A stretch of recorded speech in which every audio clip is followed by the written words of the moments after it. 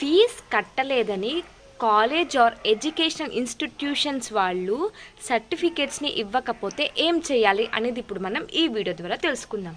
దీంట్లో number 1, talk to the college first. మీరు college యొక్క ప్రిన్సిపల్ లేదా ఉన్నతాధికారులతో మాట్లాడండి. మీరు ఫీజు ఎందుకు చెల్లించలేకపోతున్నారు, దానికి గల కారణాలను వివరించండి. కొన్నిసార్లు ఇలా మాట్లాడడం వల్ల ప్రాబ్లం అనేది సార్ట్ అవుట్ అయిపోతుంది, మీ సర్టిఫికేట్స్ అనేది మీకు ఇచ్చేస్తారు. Number 2, return request. మీరు ఒక లెటర్ రాయండి. మీకు కావాల్సిన ఒరిజినల్ సర్టిఫికేట్ నేమ్స్ మెన్షన్ చేస్తూ మీరు ఫీజు ఎందుకు కట్టలేకపోతున్నారో దానికి గల కారణాలను స్పష్టంగా తెలియజేస్తూ ఒక లెటర్ని కాలేజ్ యాజమాన్యానికి సబ్మిట్ చేయండి. మీరు ఏదైతే సబ్మిట్ చేస్తున్నారో ఆ లెటర్ ఒక సాఫ్ట్ కాపీ మీ దగ్గర ఉంచుకోండి.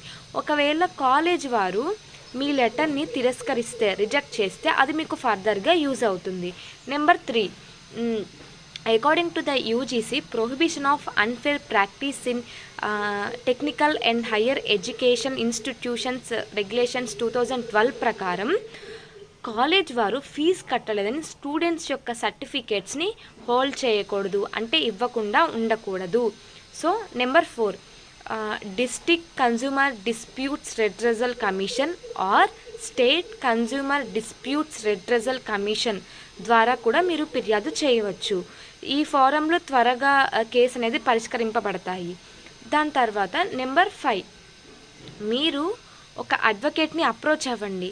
మీకు ఆ సర్టిఫికేట్స్ ఎంత అవసరమో వాళ్ళకి తెలియజేయండి. ఒక అడ్వకేట్ ద్వారా ఒక లీగల్ నోటీస్ కాలేజ్కి పంపించండి.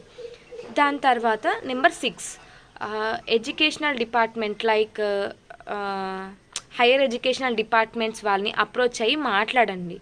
అది కూడా అవ్వకపోతే ఒక ఆర్టీఐ అప్లికేషన్ను ఫైల్ చేయండి. ఆ తర్వాత ఒక రిట్ పిటిషన్ హైకోర్టులో వేయండి.